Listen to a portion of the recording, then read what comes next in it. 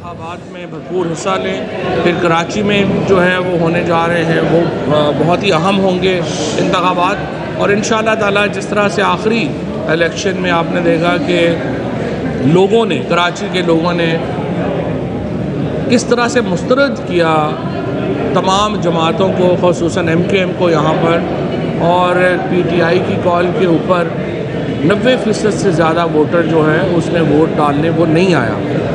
यही वो अपील है PTI की जो इस वक्त पूरे पाकिस्तान में इस वक्त जारी है। 76% लोग जो हैं उन्होंने गैलप पोल में ये बात कही है कि नए इंतखाबात वाहिद रास्ता है इस्तेहकाम का और हमें नए इंतखाबात की तरफ बढ़ना चाहिए। अब मुझे हैरत इस बात के ऊपर है कि आप देखें कि ये शहबाज शरीफ की हुकूमत है या जरदारी की हुकूमत है और MKM वालों की हुकूमत है, ये इलेक्शनों से क्यों डर रहे हैं? अगर ये एक सियासी जमातें हैं, अगर ये पॉलिटिकल पार्टीज़ हैं, तो सवाल ये पैदा होता है कि ये इलेक्शनों से क्यों डर रहे हैं? कोई पॉलिटिकल पार्टी इलेक्शनों से तो नहीं डर सकती, ये इलेक्शनों से क्यों डर रहे हैं? 4 साल जिस तरीके से पाकिस्तान को चलाया जा रहा है, यूँ लग रहा है कि एक स्कीम के तहत पाकिस्तान को दिवालिया करने की तरफ जो है ये बढ़ना चाहते हैं। सबसे पहले आते ही इन्होंने जो फाइनेंस मिनिस्ट्री ने जो सिग्नलिंग की, उसके नतीजे में हमारी स्टॉक मार्केट जो एशिया की सबसे बेहतरीन स्टॉक मार्केट थी, वो इस वक्त एशिया की बदतरीन स्टॉक मार्केट बन गई है। हमारी करेंसी जो थी, जो सबसे अच्छी परफॉर्म करती हुई करेंसीज़ में शामिल थी, वो आके अब पाकिस्तान की करेंसी जो है वो तरक्की पजीर मुल्कों से भी नीचे चली गई है। वो गरीब तरीन मुल्कों से भी जो है वो हमारी अफ़गानिस्तान और बांग्लादेश से भी अब हम मुकाबला नहीं कर पा रहे अपनी करेंसी का। तेल की कीमतें जिस तरीके से ये बढ़ा रहे हैं, इन्होंने मिडिल क्लास की कमर तोड़ दी। और अब कल इन्होंने आके जिसको ये कह रहे हैं कि अमीरों के ऊपर हमने टैक्स लगाया है, ये इन्होंने कारोबारों के ऊपर टैक्स लगाया है। अब आप मुझे बताइए कि जब आप कारोबार के ऊपर इतना बड़ा टैक्स लगाएंगे तो वो टैक्स के पैसे कौन देगा? वो अवाम देंगे, जिसके नतीजे में आपने कल देखा कि स्टॉक मार्केट फिर बहुत बुरी तरह गिर गई। और उसके बाद अब फाइनेंस मिनिस्ट्री जो है वो दबाव डाल रही है पाकिस्तान के जो फाइनेंस के इदारे हैं कि वो ज़बरदस्ती जाके स्टॉक मार्केट में बाइंग करें। इससे पाकिस्तान की स्टॉक मार्केट के साथ साथ पाकिस्तान के मालियाती इदारों का भी बड़ा गर्क हो जाएगा। इस वक्त इस हुकूमत के ऊपर एतमाद मुकम्मल ख़त्म हो चुका है। ये आप अंदाज़ा लगाएं शहबाज शरीफ साहब का कि वो जरदारी साहब की जो वालदा की फातिहा के लिए सरकारी जहाज़ के ऊपर यहाँ आते हैं, फिर यहाँ से वहाँ जाते हैं, हमें कह रहे हैं कब चाय भी ना पिएँ। एहसन इकबाल साहब जो हैं वो ये फरमा रहे हैं, कौम को कह रहे हैं कुर्बानी दें, कब चाय भी ना पिएँ। और ख़ुद वज़ीर आज़म जो हैं सिर्फ अपने अलाए से अफसोस करने के लिए सरकारी, आप अपने टिकट के ऊपर आ जाएं, कोई प्रॉब्लम नहीं है। लेकिन आप जब दूसरों को ये भाषण देते हैं कि आप चाय भी ना पिएं, आप कुछ भी ना करें, ख़ुद आप जो है वो सारी जो है वो लग्जरीज इंजॉय करें। 5 घर जो हैं शहबाज शरीफ ने उनको अपना कैंप ऑफिस डिक्लेयर कर दिया, वहाँ पर करोड़ों रुपए जो हैं वो खर्च होने शुरू हो गए हैं। तमाम ख़ानदान जो है वो इस वक्त सरकारी ख़र्चों के ऊपर जो है वो पल रहा है।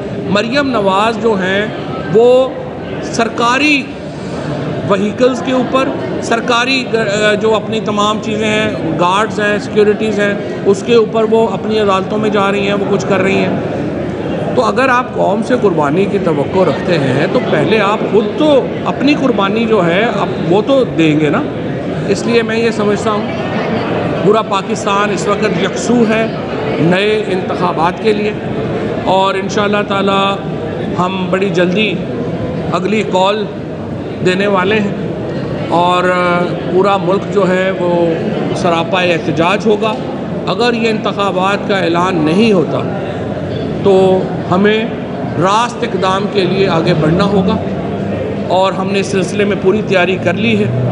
और इंशाअल्लाह बहुत जल्द हम कौम से दोबारा अपील करेंगे और पाकिस्तान में हम एक बार फिर एहतजाज का बड़ा सिलसिला जो है वो शुरू होगा, और आप देखेंगे कि इस हुकूमत को हम इंतखाबात के लिए मजबूर करेंगे। ये पाकिस्तान के लोगों का आइनी और कानूनी हक़ है कि वो हुकूमत मुंतखब करें। बाहर की दारुल खिलाफ़ों से बैठ के हुकूमतें मुंतखब या सिलेक्ट नहीं हो सकती जिस तरीके से पाकिस्तान में हुआ। सो लिहाजा मैं तहरीक इंसाफ के कारकुनान से कहना चाहता हूँ, अपने तमाम जो वो लोग जो कि इस निज़ाम से तंग हैं, इस महंगाई से तंग हैं, उनसे कहना चाहता हूँ आप लोगों ने तैयारी करनी है और इंशाअल्लाह ताला बहुत जल्द एक बड़ा एहतजाज जो है वो हम मुल्क गिर एहतजाज जो है वो लॉन्च होगा और हम इंशाअल्लाह ताला ये हुकूमत को इंतखाबात की तरफ मजबूर करें। अच्छा फवाद साहब, ये फरमाएंगे कि आप कह रहे हैं कि इंतखाबात होने चाहिए, मगर आपकी फॉलो फेल में तदाद नजर आता है कि आपके जो अरकान असम्बली है उन्होंने अभी तक पार्लियामेंट कॉलेज नहीं छोड़े हैं और मराद ले रहे हैं।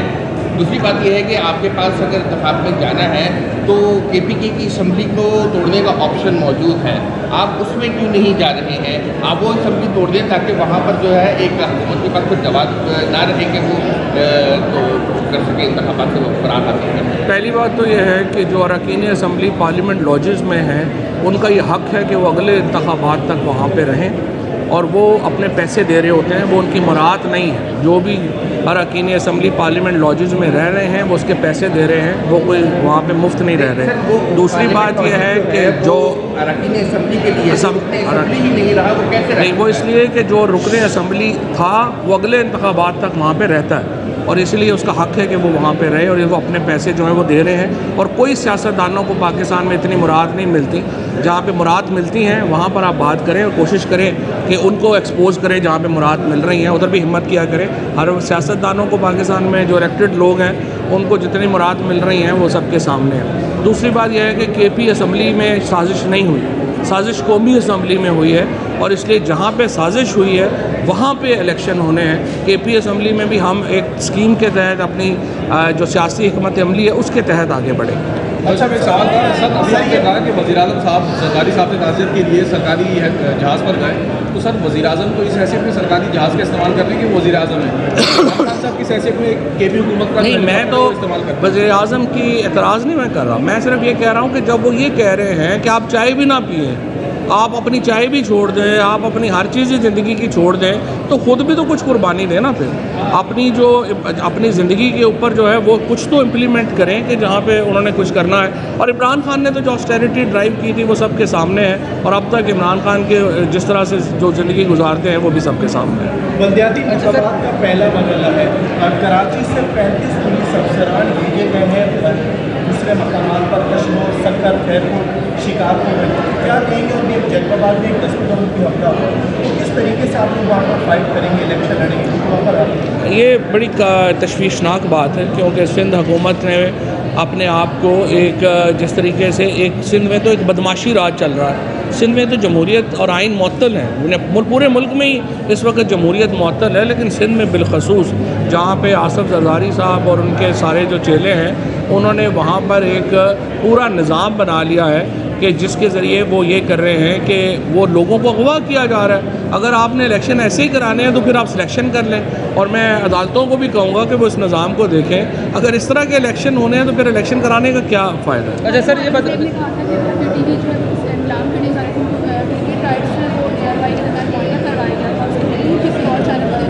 देखिए, मरियम जो औरंगज़ेब हैं उनको मैं कहूँगा एक तो वो वही काम करें जो उनको आता है, यानी कैंडी क्रश खेलें। इससे ज़्यादा वो बेचारी जो है वो कुछ करने के काबिल नहीं है। तो मरियम औरंगज़ेब ने जब पिछली दफ़ा PTV हमने टेक ओवर किया था तो PTV तकरीबन जो था वो 41 करोड़ रुपए के लॉसेस में था। जब मैंने उसको हमने छोड़ा उसको तो वो 4 अरब रुपए के प्रॉफिट में है।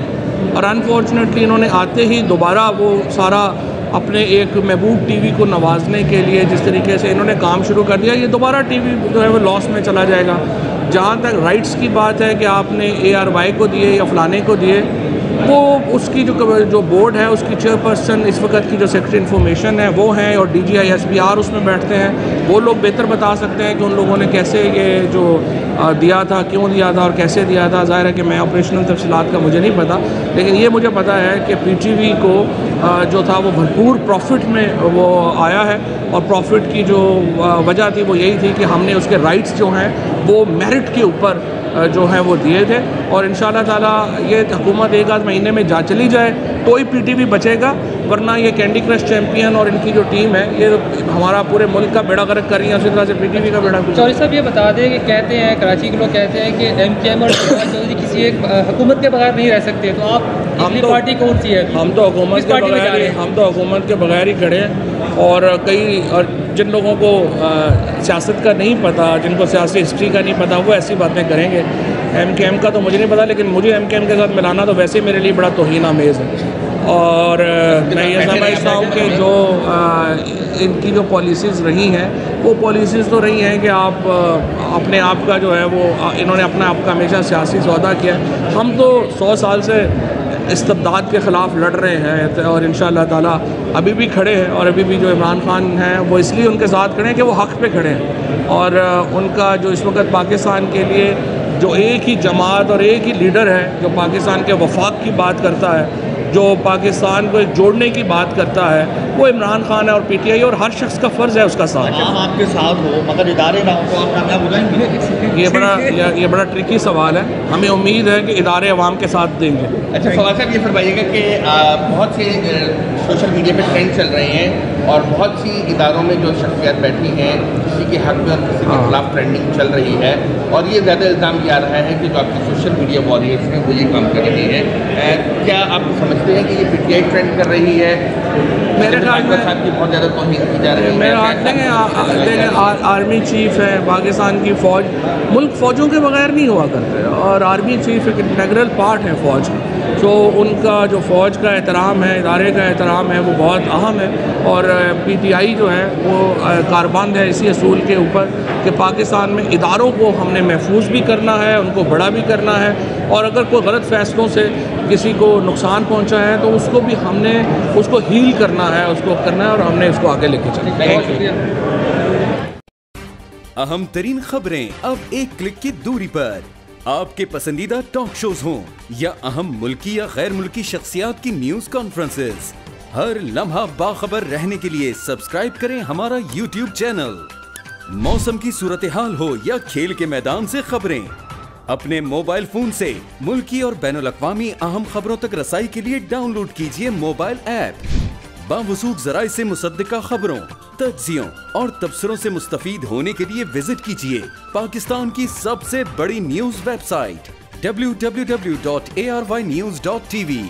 इन सब के अलावा पाकिस्तान का सबसे बड़ा फेसबुक पेज हो, सबसे बड़ा न्यूज इंस्टाग्राम अकाउंट या फिर ट्विटर, ARY न्यूज पहुंचा रहा है खबरें सबसे पहले आप तक, ताकि आप रहें हर लम्हा बाखबर।